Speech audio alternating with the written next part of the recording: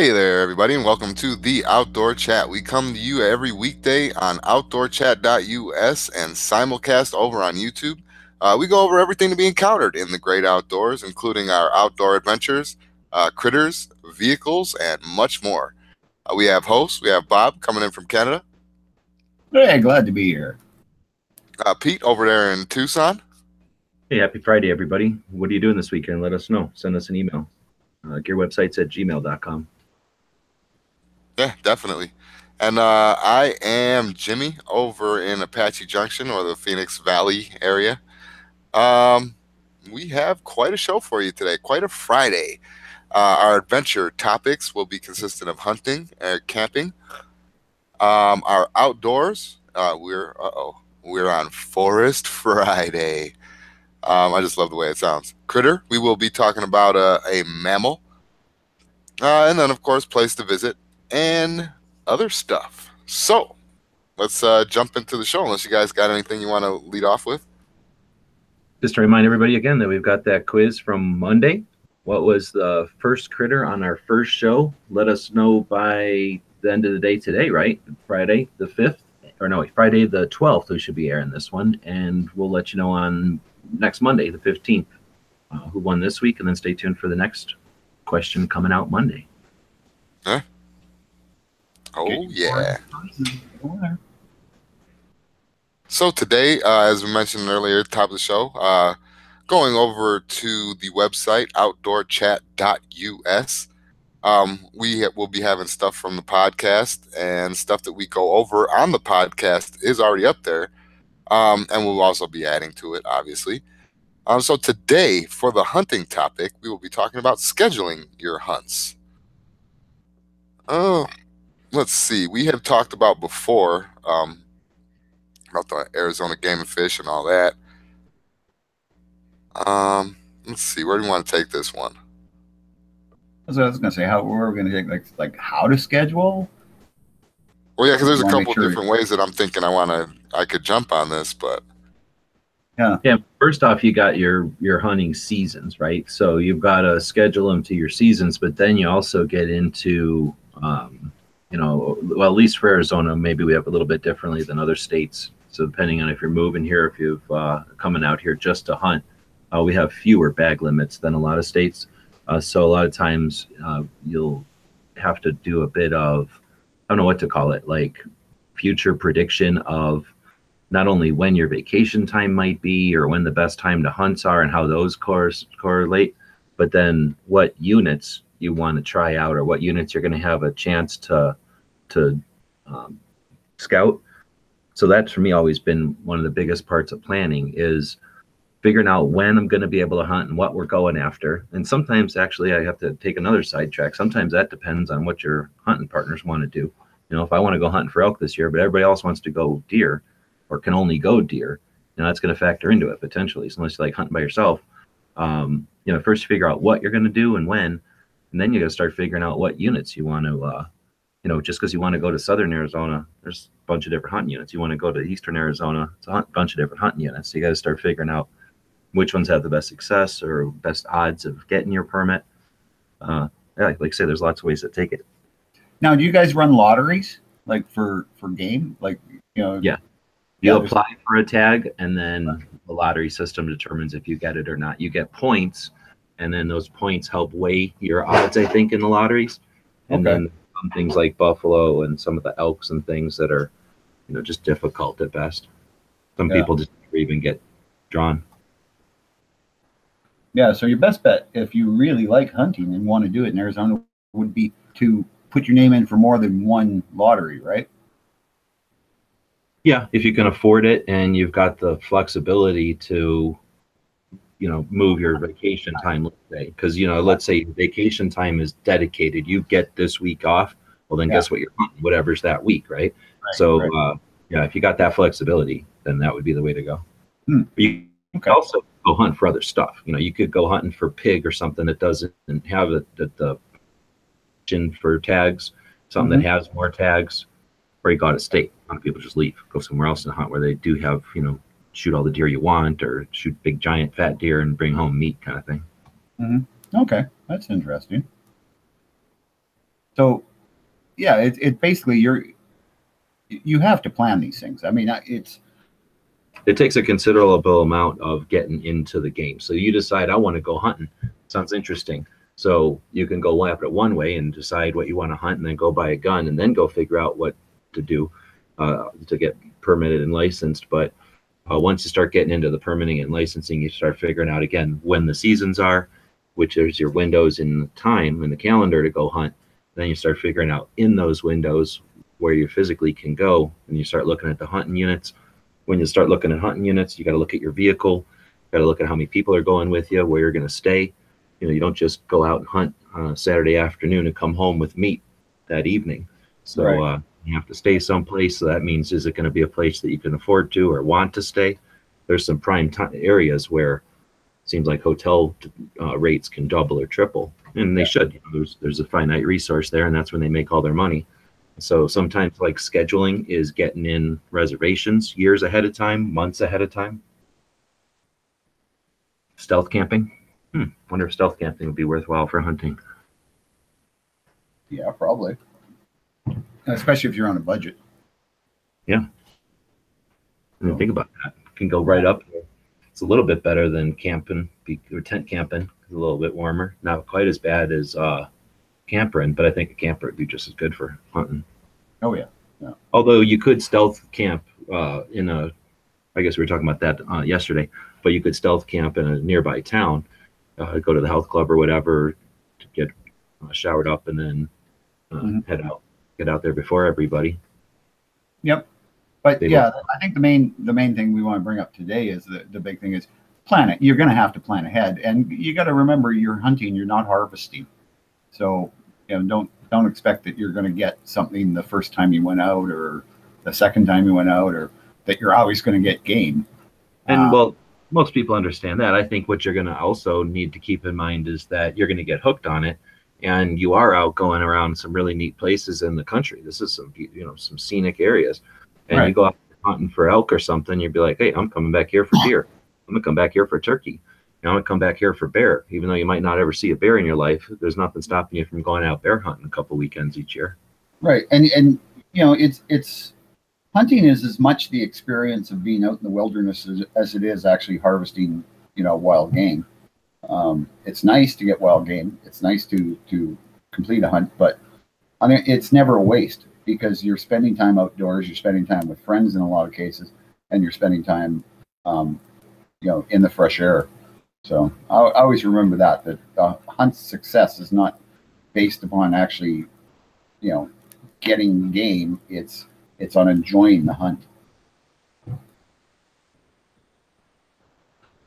But yeah, the big point to remember is you've got to schedule up way ahead. You've got to really be, maybe not way ahead, but you've got to do a lot of planning to have an enjoyable hunt. Some of it can be scheduling a guide too that can make a limited resource, your limited time more productive, and that can be competitive as well. So talking to a guide months ahead of time might be the difference between making a more, like you say, just a hike or a hunt. Right. Yeah, I mean the big and that's something. There are some really good guides in Arizona, I'm sure.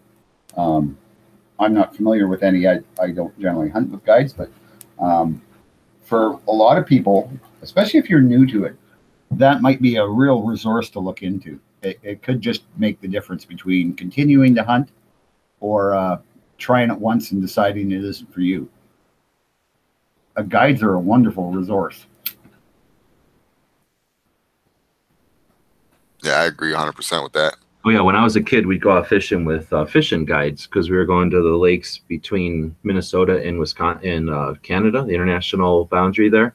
And those lakes are massive, and you know, there's lots and lots of potential places to fish. So a guide who's familiar with the area and lives there and keeps in touch with what's going on, knows where, you know, something happened, there was a big fire, and now there's no fish there. You know, you don't waste your time going out and getting that experience. I felt like compared to everybody else I knew who fished growing up, you know, I was a master because I had experience looking over the shoulder of people who were experienced. So you know, you can glean a lot of that info. and you get into the game running, right? So same thing with hunting. You go on a guided hunt, your first couple of hunts. Yeah, some old guy might say it's cheating, but at the same time, you just got years worth of experience right there, and you're off and running. You don't have to go with a guided hunt forever, but that's a great way to learn an area and learn a critter. For sure, yeah. So I think that's something that we should make a point of, is that is a big resource, and there are lots of guides and guide camps in Arizona that can be utilized. So keep that in mind for sure.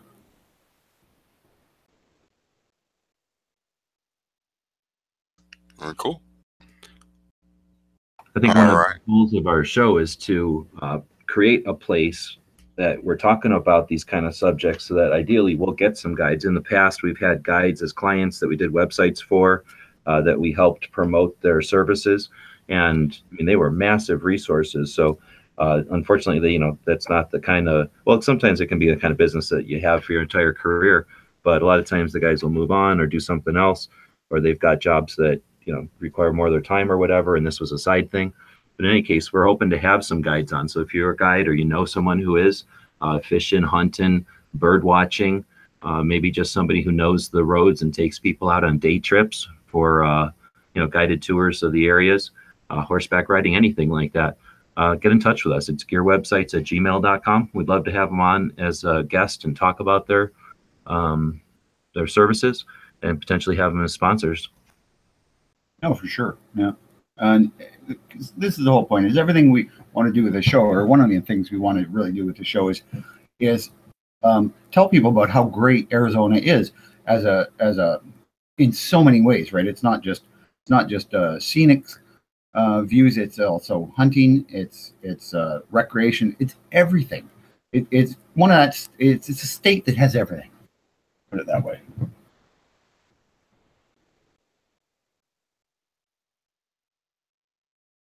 I kind of shut everybody up. Sorry. I get a little excited about Arizona. Nah. It's understandable. It's understandable. Don't worry about it. Yeah, we just move on here to our Forest Friday. Before we do that, we usually mention something from an advertiser, an advertisement of some sort. Today we have, what is this? The Arizona State Shape patch. Oh, the Gen 1 patch. Is this the one that was the stitched one, Pete? The exclusive.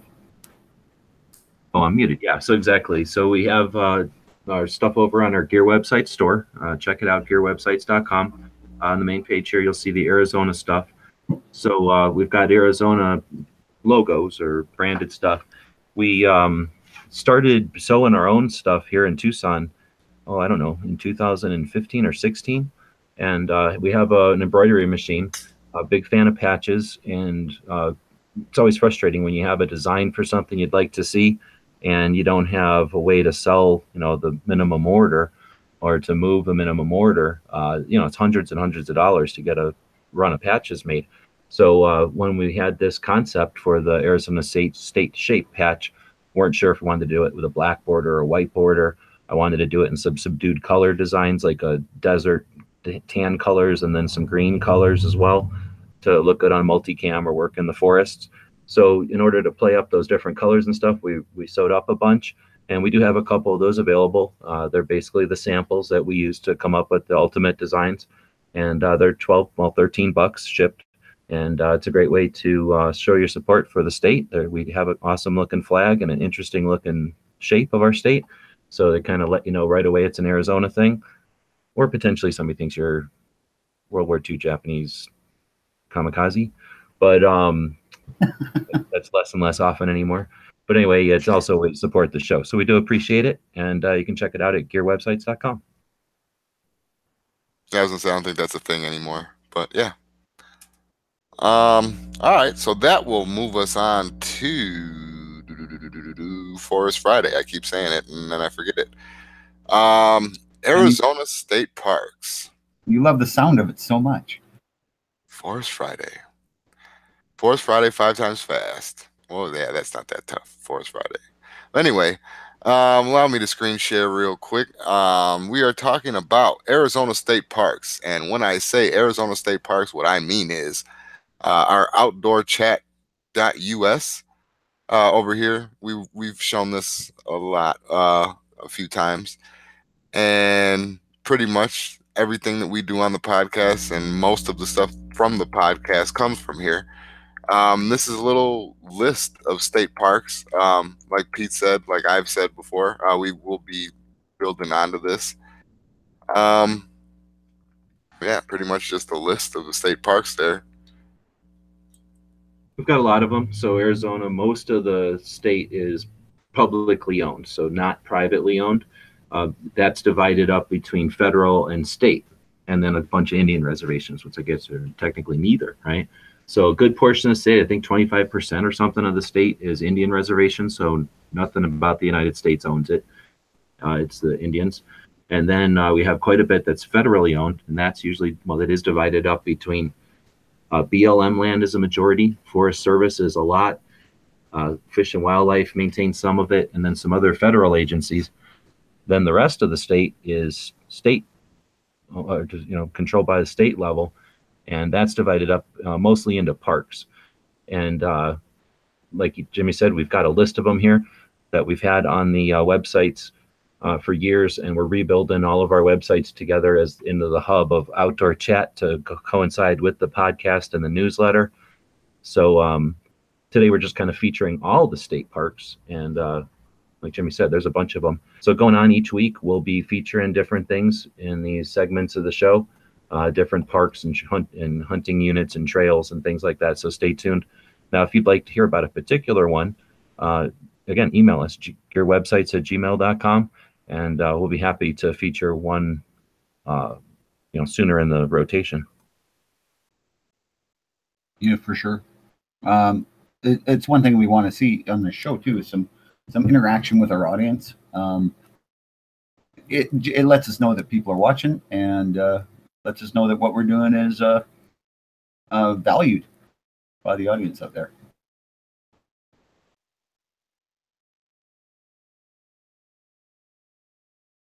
Now, do we want to go on to our book of the day? I was thinking about it. So what we want to do here for book of the day today is Hunt, Arizona. Oh crud, I should have just stayed screen sharing. I don't know what's wrong with me. I'll get a hold of it one day. I promise. All right. So Hunt, Arizona, big game hunting statistics from 1998. So this one, I don't know how often they keep record of their statistics, but I'm pretty sure there's an updated version of this somewhere.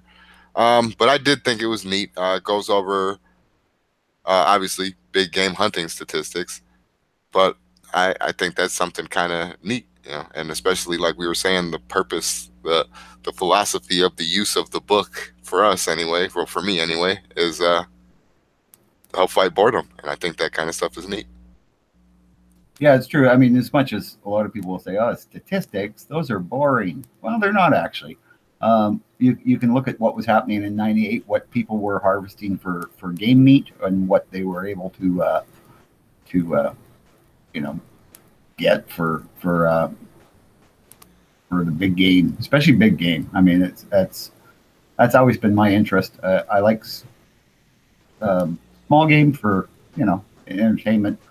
And eating, but big games, it's just a totally different kind of cup of tea, I guess. Yeah. So getting to know what was available, like in '98, sure, that was like 20 years ago. It's still valued in that you can look at what they were getting in '98 and see what they were getting in 2008, and see what the differences are. If they're staying the same, that's great. That means that they're managing the resources properly. So interesting reading, still all the same. Well, I don't know. I don't know if we always have to agree on these, but no, I'd rather just have the internet for this. And I mean, obviously, if you're doing research or for a library or something like this should exist. But I don't think I'd read something like this. I might pick it up and thumb through it if I was at a doctor's office or something waiting in the lobby, but I don't think I'd go out of my way to read this one for recreation as much as some of the other books we featured. Tomato, tomato. Yeah, nobody's got a. I mean, that's why they make different books, I guess. True. All right.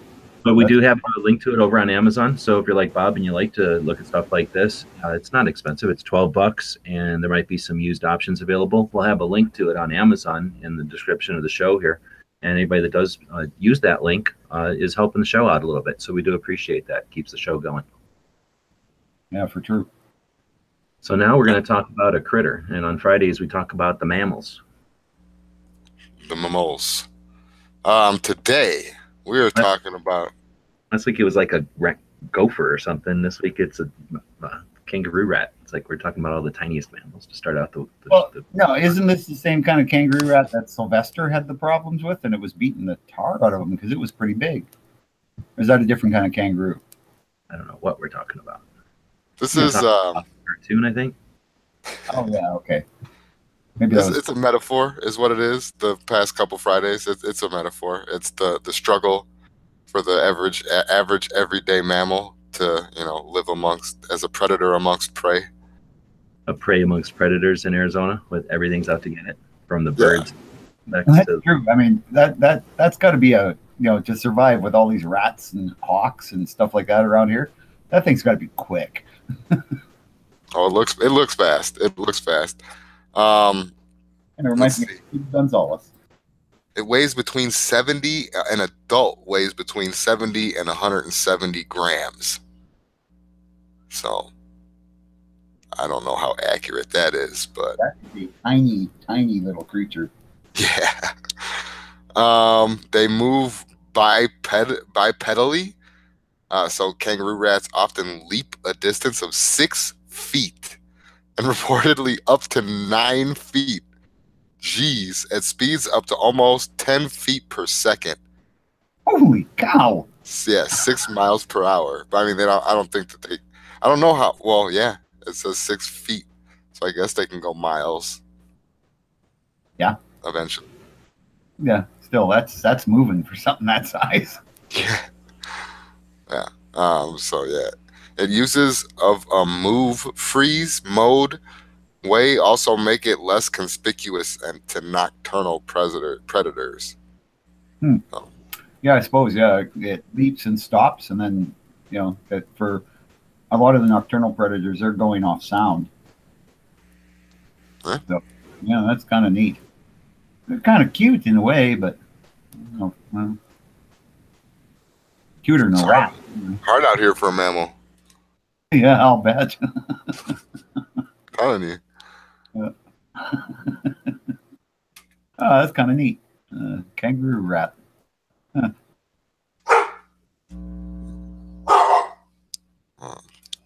I'll be right back. Somebody's got a kangaroo rat at the door. Somebody's every time I talk about kangaroo rats, this dog. It's like, did you get me another one to play with? Well, we could always talk about the. We're going to be talking about a restaurant today? No, probably talking about a nonprofit. Okay. So it looks like it's called Copper State Double Gun. Yeah, I thought this one was really neat. So this place, Copper State Double Gun, is a unique sporting clay shooting tournament, and all benefits for Phoenix Art Museum. It's organized by the Men's Art Council.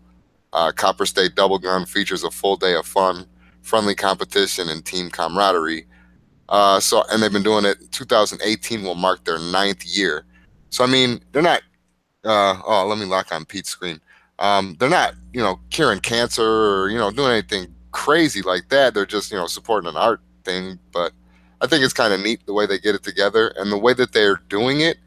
It seems like I'm not 100% sure. It seems like they do like office stuff, like they could do like a team building type of thing. So I mean, it seems pretty neat. I don't know. It'd be interesting to get into. Pretty expensive to get into, but they are a nonprofit organization out here, and I thought it was kind of cool. Yeah, that sounds a good idea. And skeet shooting is a lot of fun, as well as. Oh, go ahead. Sorry. As well as really beneficial if you do any like hunting. There's nothing like keeping that your eye in practice, and Oh, absolutely. Pete does a really good job of it. Yeah, and just if you're not even into guns and you just go, why should people have guns? And you go out skeet shooting, you figure out, oh, it's like saying, why should people have boats? If you're not fishing or you're not, I don't know what else people think you do with boats. Like if you're not fishing, you shouldn't have a boat. Like, what do you need a boat for? Then you go drive around on a boat and you go, oh, wow, this is really neat. Like motorcycle. Why should you have a motorcycle? So I think it's one of those introductions to the shooting sports that people might want to check out. It's very non-violent, very non-threatening, and it's super fun to shoot at a moving flying thing through the air. I was looking who the beneficiary is. It says the Phoenix Art Museum is the beneficiary of the event. So it's a nonprofit to help the Phoenix Art Museum. And that's interesting too, because well, we're doing a lot of outdoor type of focus on our show, but obviously the outdoors that itself is the focus of a lot of art. So I'm guessing there's quite a bit of art in the Phoenix and Arizona area in general. I know quite a few famous people have been out here either taking photographs or creating paintings, right, of the atmosphere out here and the scenery. Oh, yeah, absolutely. Kind of makes sense that something like this would be the beneficiary of the nonprofit. Yeah, it's good collaboration. It gets some art people to know guns aren't, for no reason other than violence when, they're helping out art. It's cool. Instead of picking out like instead of helping out the rodeo or something that kind of be segmented. Preaching to the choir kind of thing. Yeah, I like it. Good idea. All right. Bob's going to allow it to go on, maybe even 10th year. Right on. Yeah. I think it's something I could get behind. Yeah. Right on. Thanks, Bob. Well, anyway, that's cool. So we try to pick something out that's a nonprofit, something to do. I think that it's a perfect match because it's, letting people know about something outside and in Arizona. Yeah, definitely. All right. So I guess that's going to take us to the healthy tip for Friday. This one, it's for you, but it's also so maybe you maybe been allergic to animals or something like that. You don't want to give them a chance or because of that. There's a couple of tips that may be able to help. There's some people it's just not going to help. So if you're allergic to your cat, dog, etc., stop suffering from animal dander. So they say that you can install an air filter in your house, but a good tip for me, I've lived with a few people who were allergic to dander, so also brushing your pet outside will alleviate a lot of your symptoms also. So there's your healthy tip of the day. Imagine bathing your pet a lot helps too. Well, that, yeah, but I mean, that's pretty much a given, I would hope. I had a big dog. It's no fun to give him a bath. No, it's not. But that's your healthy tip. So, I think it's not good to give a critter a bath too often, though, right? Because then their oils or whatever don't accumulate on their hair like they're normal, and they can get skin issues, right? Yeah, they'll dry out. Yeah. You don't want to bathe a dog or a cat every day, kind of thing, unless you've got a hairless cat, and then they apparently have to have a bath quite often. But anyway, that's neither here nor there.